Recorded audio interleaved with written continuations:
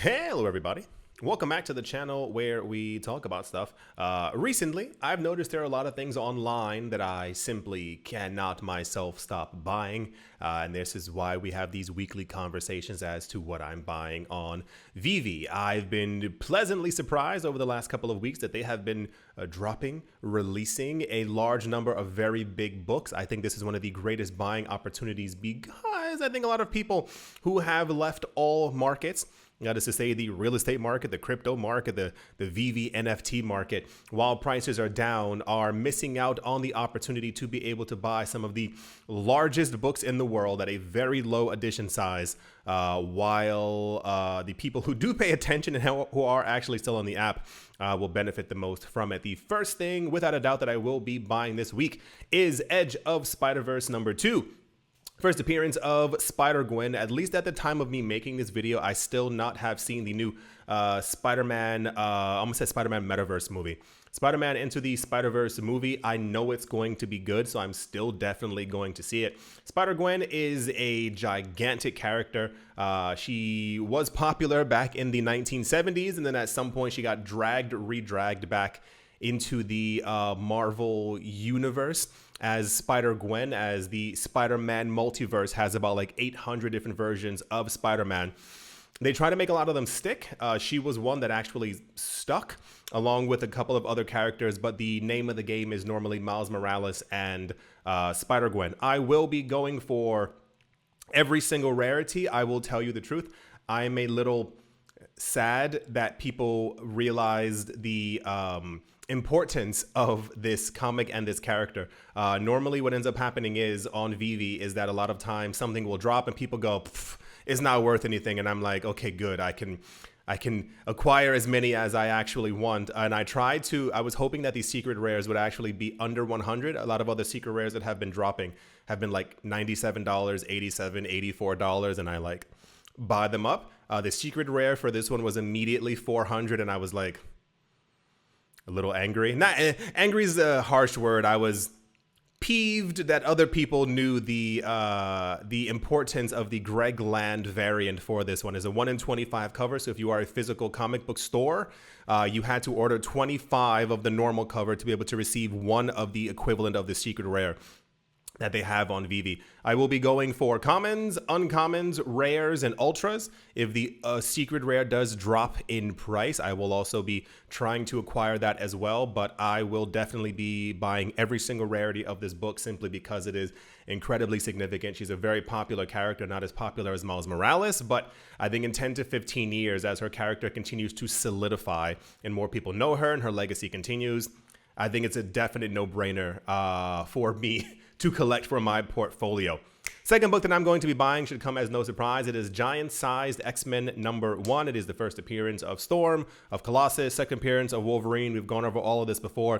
As we do not currently have X-Men #1 on Veve, I give them half a year at this point. Veve just been releasing every single major big book that there actually is out there. I think, of course, X-Men #1 will overtake Giant-Size X-Men, as it is the original team of the X-Men characters. But as of right now, this is also a gigantic major book. It is believed that they have already begun casting for the X-Men team in the Marvel Cinematic Universe, and that will be taking place over relatively in the next 2 or 3 years or something like that. So they will be coming back to the big screen with a whole new cast, but it will be the same exact characters, and they will be integrated into the current MCU that we currently have right now, and therefore it won't be kind of like a separate movie in and of itself. And it's going to be big. It's going to be huge. Everyone's going to love them.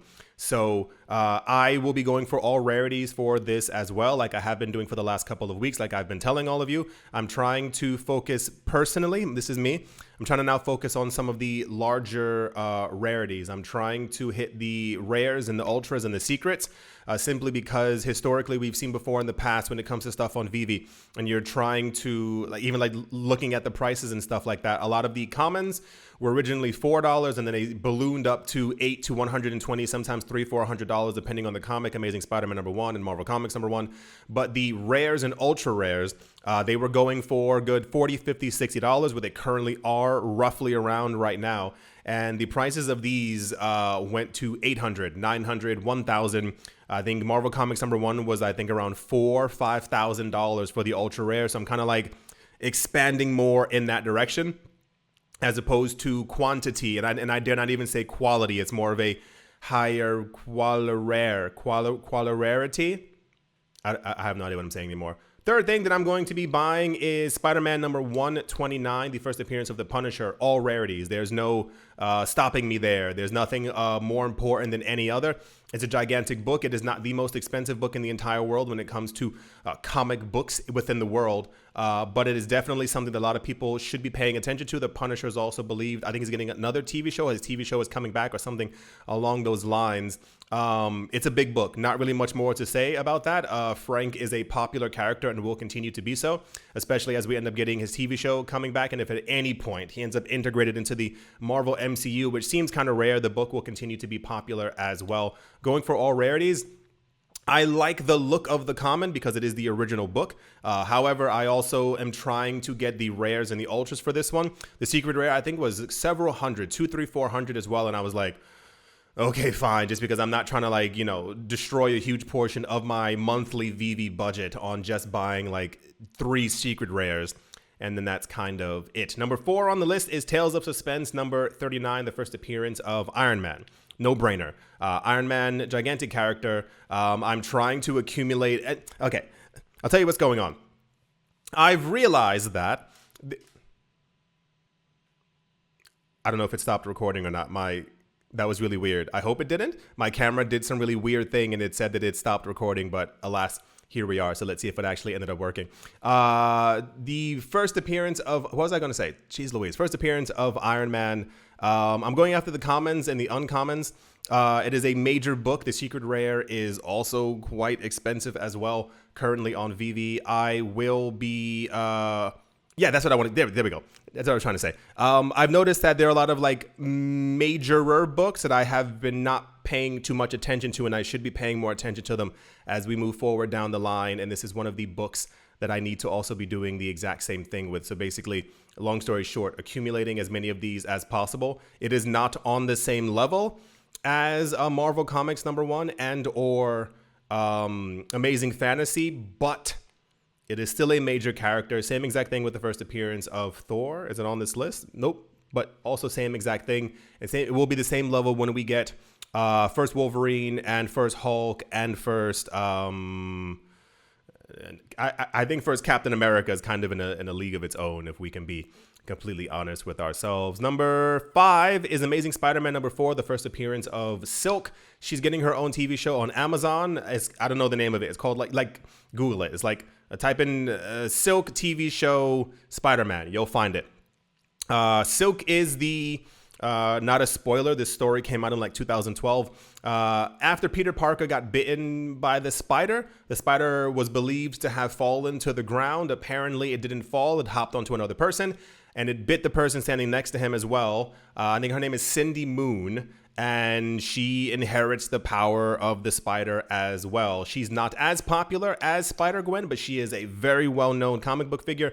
A lot of people tend to draw her in quite voluptuous ways, and this is I think portion of her popularity where a lot of that actually ends up coming from. I am going to be going for the ultras and secret for this one just because I think that they are currently undervalued. I think a lot of people outside of the comic book world don't know about Silk, and therefore she's not as popular, but she will be in her own TV show and also in other movies and stuff like that as well as she continues to gain popularity within the comic book space, because Marvel's always looking for a new character to kind of like throw out there into the public. Number 6. So this is a really big one as well. It's Star Wars #1. All rarities. This is a major franchise, and I think it kind of slipped by me. I saw that it was on the app. I saw what was going on. I saw that the things had been released, but I was kind of like, okay, that's cool. But as time has gone on, it's only solidified as I see more people talking about it on Twitter and just in general. If you've ever paid attention to any of the normal, like physical Star Wars comics, when they are released or even like a year or two after, if a comic ends up being in The Mandalorian or some Disney Plus TV show, people lose it. There are certain characters right now, I don't know their names, like 9 million names within the Star Wars universe.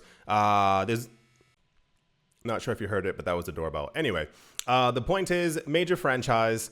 There's so much going on with them. One of the main characters is apparently going to be appearing in some new TV show that's supposed to be coming out in the next couple of weeks or months or something like that. Her comic book in physical form went for like maybe $30, $40, $50.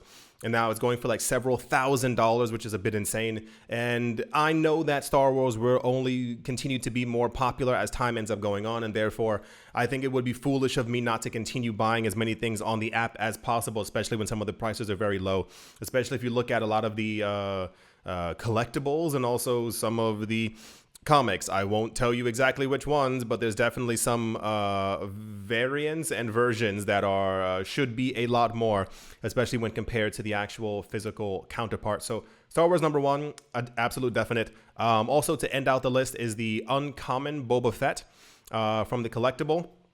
I think it's super undervalued. A lot of people are focusing on the Luke Skywalker one, even more so than the Darth Vader one. I'm not sure exactly how that trend got started, but I think Boba Fett, Darth Vader, and Luke Skywalker are kind of the major characters until we end up getting Yoda, and then you'll have like some people who actually do love Yoda.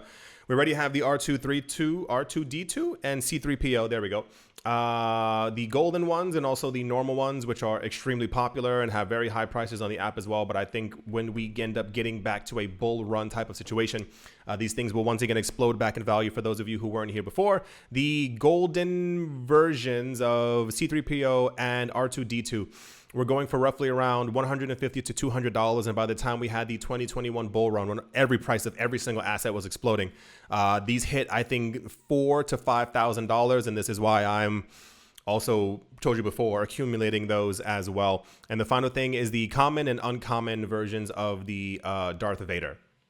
It just seems completely logical. It's Darth Vader for goodness sake. Yeah, that's what I'm going to be buying this week. It's a much longer list than usual. Usually only have like 3 or 4 different things, but there's a lot going on. They're constantly releasing really good stuff, and a lot of the older stuff that they had onto the app that no one's paying any attention to anymore continues to drop in price as the circulating supply also continues to drop as well. There are a lot of comics that have only like 8 or 9 ultra rares left, 8 or 9 rares left. And I think that's going to cause a gigantic price shock for a lot of people over the course of the 2024/2025 cryptocurrency bull market run. Did anyone just see the Apple headset thing?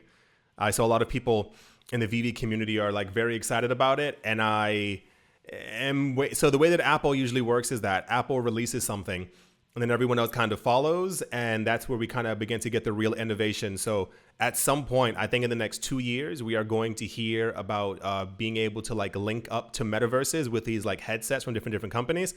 And as Disney was one of the main companies who announced their stuff with Apple, of course, it's got a lot of people thinking that metaverse stuff and Veve stuff are going to be integrated as well, because, you know, it just seems completely logical. Yeah. I do hope that you've all enjoyed. I do hope you all are having a great day, great morning, great afternoon, great evening, wherever you are, wherever you might be. I do hope it's absolutely fantastic. Thank you all once again for watching, listening, liking, commenting, and or supporting. And I will most certainly be talking to you all soon. See you.